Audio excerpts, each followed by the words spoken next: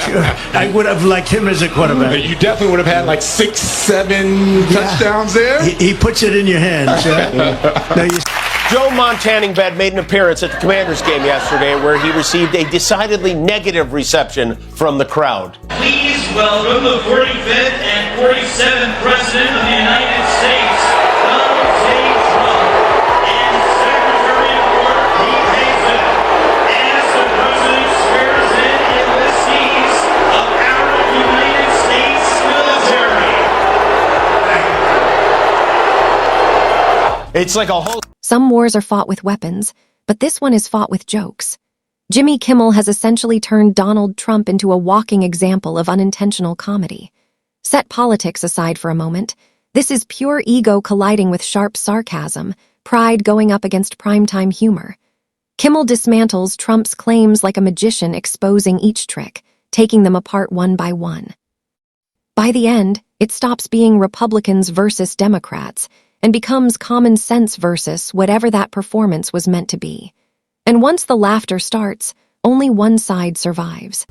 And Trump has been desperately trying to convince anyone who'll listen that Democrats are responsible for the shutdown and that it has nothing to do with him trying to hide the Epstein files. The gaslighting has reached a fever pitch as Trump cuts off the supply of food to children, families, senior citizens. Donald Trump isn't really doing politics anymore. He's performing, like some surreal art piece powered by a golf cart and an orange glow. Every time he starts speaking, you can practically hear Jimmy Kimmel's writers sprinting to their keyboards with joy. Trump could stand on stage and declare gravity a hoax, and a huge number of supporters would metaphorically float away in denial. Minutes later, Kimmel would appear on ABC, breaking it all down with sharp sarcasm, goofy visuals, and perfectly timed jokes. Trump reportedly wants the Washington Commanders to give him naming rights to their new stadium. Why would anyone ever want to name anything after Don? I mean, look at Don Jr. It's not exactly a winning strategy.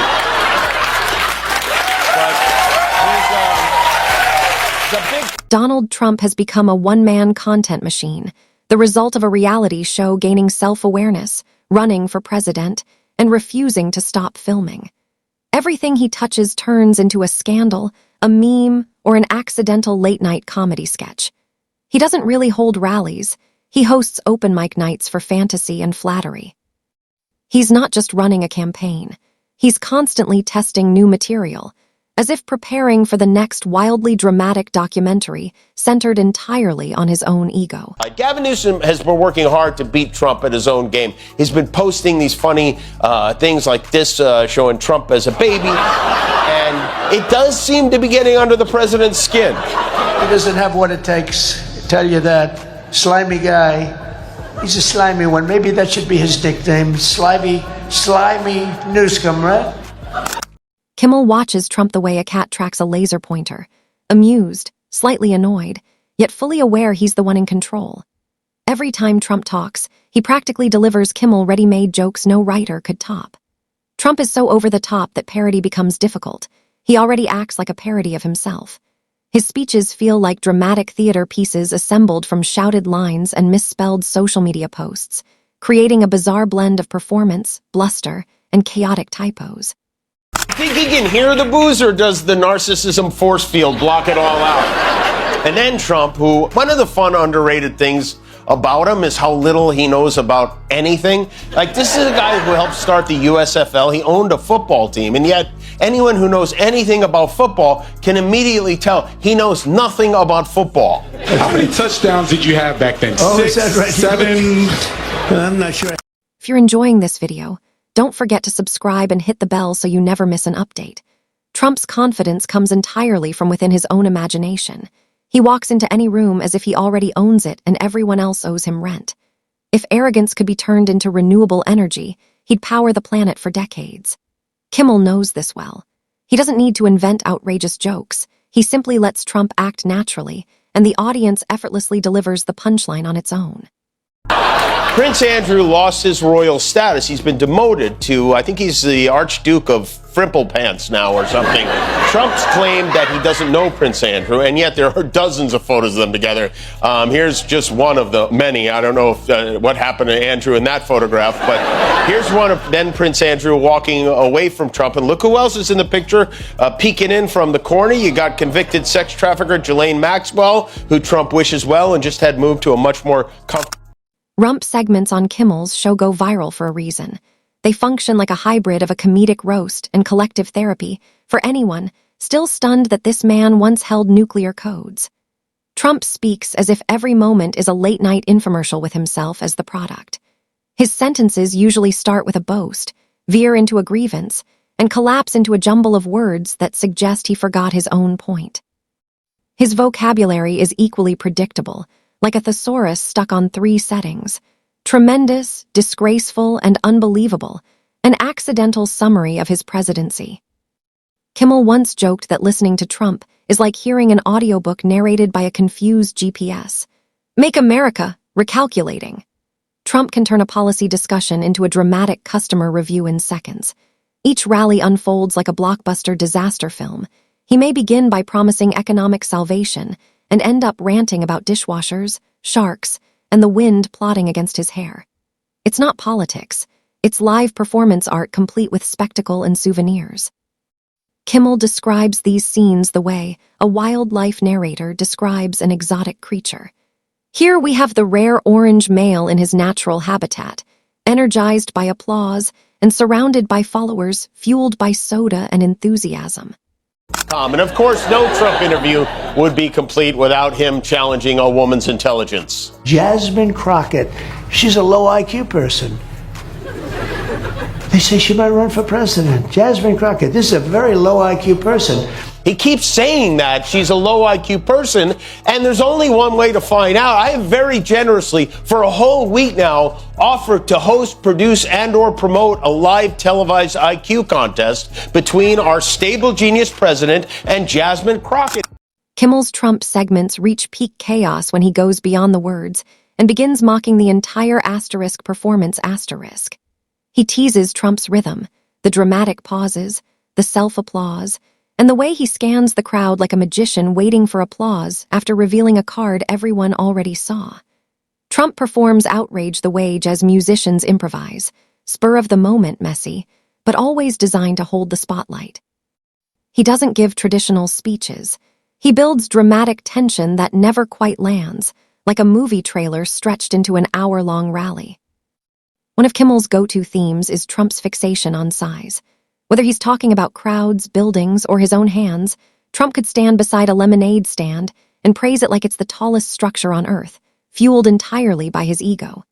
Kimmel jokes that Trump measures success like a child stacking toy blocks. The tallest tower wins. So when Trump boasts about having the biggest crowd in the history of crowds, Kimmel's writers practically celebrate, grateful for another gold-plated punchline. Then there's Trump, digital life. He doesn't post typical tweets or statements. He fires emotional signal flares. Each message reads like a diary entry written by someone convinced grammar is a hostile plot. All caps, sudden insults, and exclamation marks appear in such abundance they could power a small city.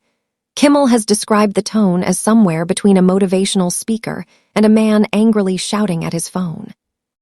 You can almost imagine him triggering an international dispute because autocorrect changed great to greasy. Trump's late-night posts often arrived while Kimmel's monologue was still being written, as if Trump had set alerts to respond the moment a joke aired. Once, after Kimmel mocked Trump's obsession with polls, Trump jumped online within hours to brag about ranking #1 in late-night ratings. It felt like he was watching live and updating his own roast with brand-new material. Motivational speaker and someone yelling at their phone. You can almost imagine him starting an international incident because his screen changed the word great into greasy. His late-night posts often appeared while Kimmel was still working on the monologue, as if Trump had alerts set to react the moment people laughed. One time, Kimmel made fun of his obsession with poll numbers, and within hours, Trump jumped online to brag about being #1 in late-night ratings. It felt like he was watching the show in real time and updating his own roast with fresh material. I would have liked him as a quarterback. You definitely would have had like 6, 7 touchdowns there. He puts it in your hands. Now you see some of the guys with the powerful arms, and they throw it so hard. Tom Brady told me once. He said that you got to put it in their hands. You got to help them out a little bit. Yeah, that's incredible insight, isn't it? Well, it turns out the quarterback, the guy with the powerful arms, the quarterback, has to put the ball in his teammates' hands. You got to help him out. Trump is the rare public figure who seems immune to satire because he already behaves like a living parody. Irony slides right off him. He could fall into a fountain while declaring himself the greatest swimmer of all time and climb out insisting the splash proved it. Kimmel doesn't mock him simply because he opposes Trump ideas. He mocks him because Trump treats self-inflicted embarrassment like a marketing tactic. When Trump suddenly shifts into talking about himself in the third person, Kimmel reacts like someone watching a slow-motion car roll into a lake. Trump proclaims that Trump knows the best people and Trump has achieved more than anyone else, sounding like a sports commentator narrating his own wedding. By then, Kimmel barely needs to craft a joke. The footage delivers everything on its own. Each bizarre declaration becomes another entry in Kimmel's endless highlight reel of quotes. Only Trump could deliver without realizing he is both the setup and the punchline. Trump's interviews create their own brand of bewilderment. He can be asked a straightforward question about health care and somehow detour into wind turbines upsetting whales. Later, Kimmel breaks down these moments like a teacher grading a disastrous exam, starting on topic, drifting into nonsense, and ending with imaginary problems. Watching Trump answer questions feels like watching a magician begin a simple trick, forget every step midway, and stroll off stage as if the illusion succeeded perfectly. Rocket said she's in. She told me herself she accepted his challenge immediately, but we still don't have an answer from Donald Trump. I know he knows about it. I said it on TV. I'm very serious about this. We even have a trophy. We have now the biggest trophy in the history of mankind. Look at the size of that thing. Can you imagine that beauty on the White House lawn? A physical testament to Donald Trump's intelligence. Come and get it, Mr. President. Kimmel recognizes the real secret. Trump's greatest skill isn't governing. It's unintentional improv comedy. He operates like a one-man improv troupe in the political world, with no script, no consistency, just emotion, impulse, and payback. His sentences often begin as if they're leading towards serious policy, only to spiral into dramatic Yelp-style reviews of America. People are saying amazing things, tremendous things. Everyone agrees. By the end, it feels like someone released a tornado of buzzwords and let them collide at random. Then there's his endless feud with the press, a storyline that ensures Kimmel never runs out of material. Every scandal becomes another episode in the sprawling Trump saga, with Kimmel as the weary narrator watching the plot grow stranger. From hush money cases to classified documents turning up in places so odd even his lawyers probably needed a map, the chaos never pauses. Trump doesn't just have controversies. He has a full cinematic universe of them, each chapter more bizarre than the last. Kimmel jokes that future historians may need therapy just to document this era. Summarizing Trump's public life feels less like writing a history textbook and more like pitching a surreal streaming comedy special. A billionaire TV personality becomes president, survives impeachment, rejects election results, and launches a social media platform that stumbles on day one. Like a president and more like a property brother. He blew up the East Wing. He redecorated the Oval Office. He paved over the Rose Garden. Take very good care of property. I paid for them. Marble, the most beautiful marble you've ever seen. Wish the master builder would master build in private like the rest of us do. The most beautiful floors, the most beautiful lights and chandeliers, and now it'll be the most beautiful ballroom anywhere in the world. Wait a minute. Is it possible that he's planning to sell the White House? Trump hinting at another run feels, in Hollywood terms, like pitching a wild sequel, and having the studio greenlight it before the sentence even ends. By now, his legal troubles function like their own TV genre, and Kimmel treats each new case like a recurring guest star in a long-running sitcom. This week on Indictment Island, the main character insists the system is rigged against him while simultaneously claiming he did everything flawlessly, better than anyone in history. The humor isn't in the accusations, but in his unwavering confidence. He could be caught on camera and still post that it was executed perfectly with the best hands. What really entertains Kimmel is Trump's constant insistence that he's the victim. Even when Trump tries to sound sincere, the tone feels like a dramatic commercial selling a fantasy. When he says he loves America more than anyone, it comes across less like patriotism and more like a salesman begging the audience to please clap louder. Kimmel imagines him serenading the flag like a reality show contestant desperate to avoid elimination. And then there's the physical comedy. Trump's sweeping gestures, squinting expressions, and dramatic microphone lean-ins turn every appearance into performance art. He doesn't just speak, he punctuates every phrase with his entire body. Watching him on stage can feel like witnessing someone tapping out the word *me* in Morse code using their arms. Kimmel once joked that if you muted Trump entirely, it would resemble an interpretive dance dedicated solely to self-importance. You have F. Sharp Fitzgerald lapping it all up with his sidekick, little Marco Rubio. Look at Marco Rubio. It's rare you get to see a photo of someone at the precise moment their soul exits their body. There were all manner of colorful outfits at the party, including this guest who showed up in a prison jumpsuit. It wasn't a costume. Turns out it was a wealthy donor. It came straight from Rikers Island to thank. Trump truly sees himself as the hero of every story he tells.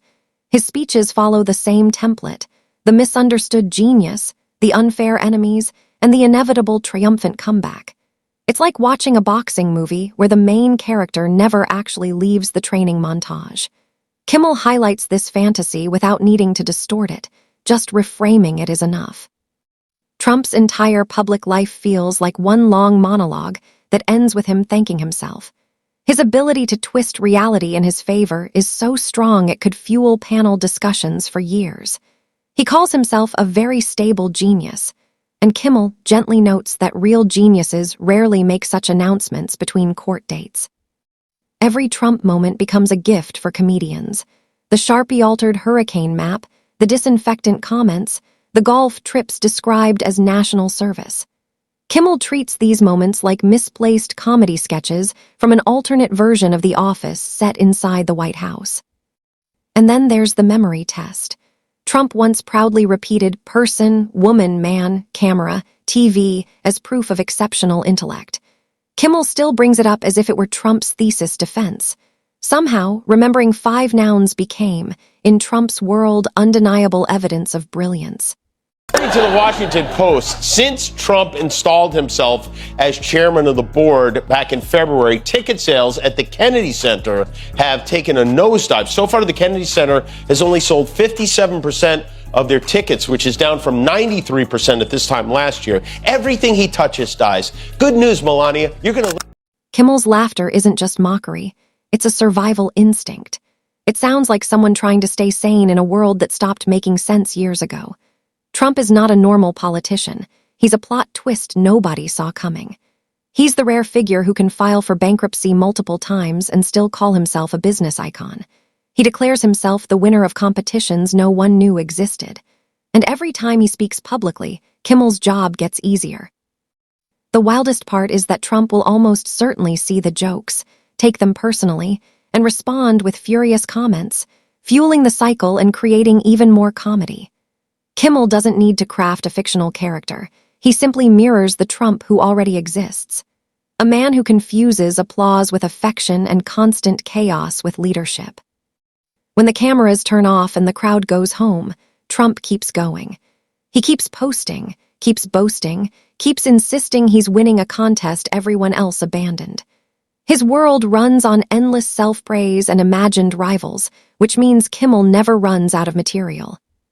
Kimmel doesn't need a dramatic closing line because Trump always supplies one himself. All Kimmel has to do is smile, roll the clip, and wait. Eventually, Trump becomes the punchline again, effortlessly, inevitably, all on his own.